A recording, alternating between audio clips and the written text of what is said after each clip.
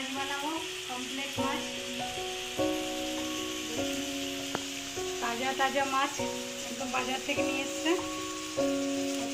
এই রেসিপি দেখাবো। মাছগুলো ধুয়ে নিই ভালো করে, মাছগুলো একটু গন্ধ লাগে।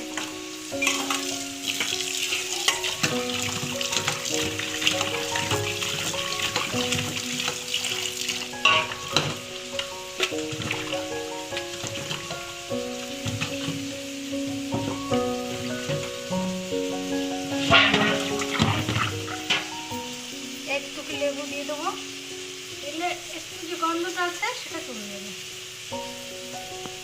আর ময়লাটাও কেটে যাবে। জলেতে মাছের গায়ে ময়লাটাকে বোঝা যায় না। এই দেখুন,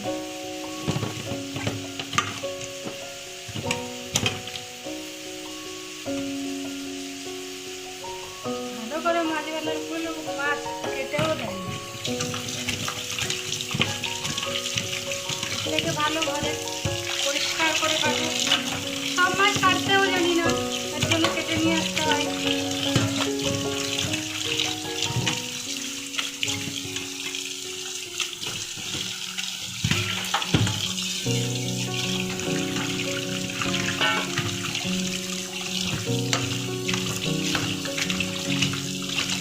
ততক্ষণ দিতে হবে যতক্ষণ সাদা জলটা না আসে, ততক্ষণ মাছ দিতে হবে, তাহলে মাছ খেতে ভালো লাগে।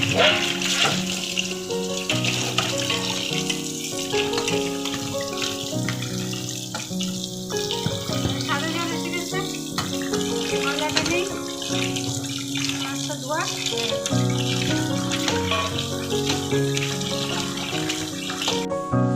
মাছে একটু নুন হলুদ মেখে নেবো।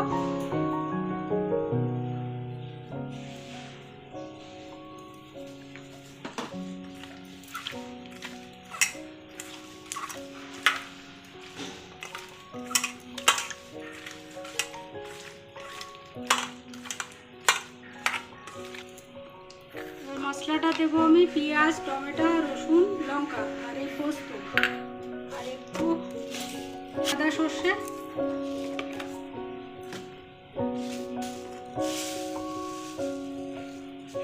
আর কালো সর্ষে দিয়ে পিষে নেব। এর মধ্যে একটু হলুদ নুন দেওয়ার কারণ হচ্ছে সর্ষের একটা সুন্দর ঝাঁজ ওঠে, দিয়ে দেখবেন তবেই বুঝবেন।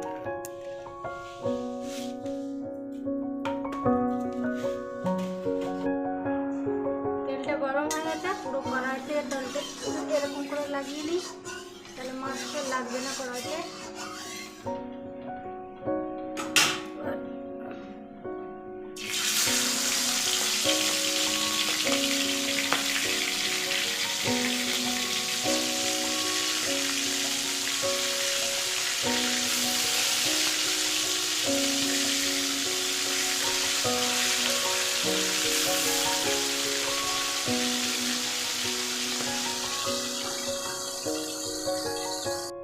ভাজা হয়ে গেছে,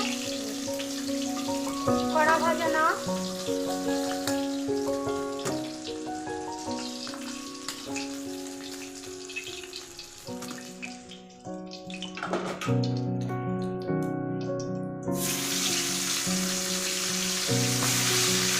মাছ ভাজা হয়ে গেছে, কালো জিরে দিলাম একটু,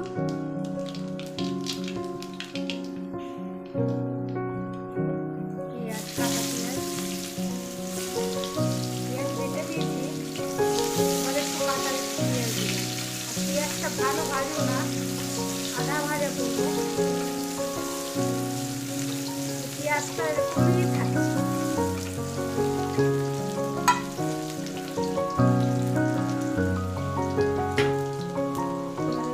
বাটা মশলাটা দিয়ে দিলাম,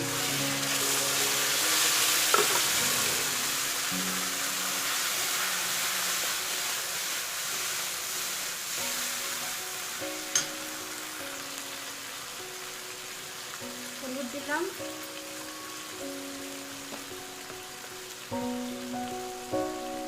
লবণ দিলাম, দিয়ে এটাকে ভাজবো ভালো করে।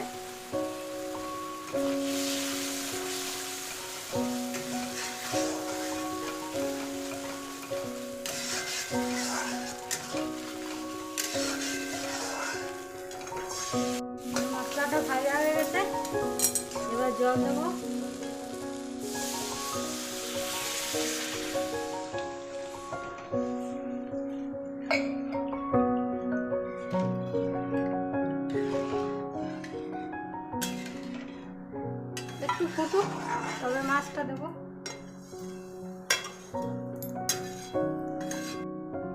এই মাছগুলো দিয়ে দিই।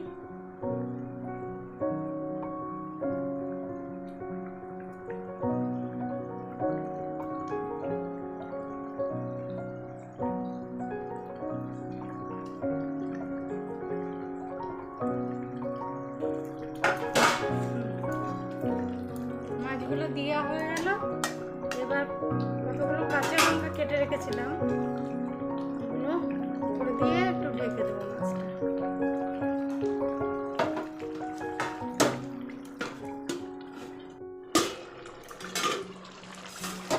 মাছটা হয়ে গেল, একটু হালকা ঝোল থাকবে।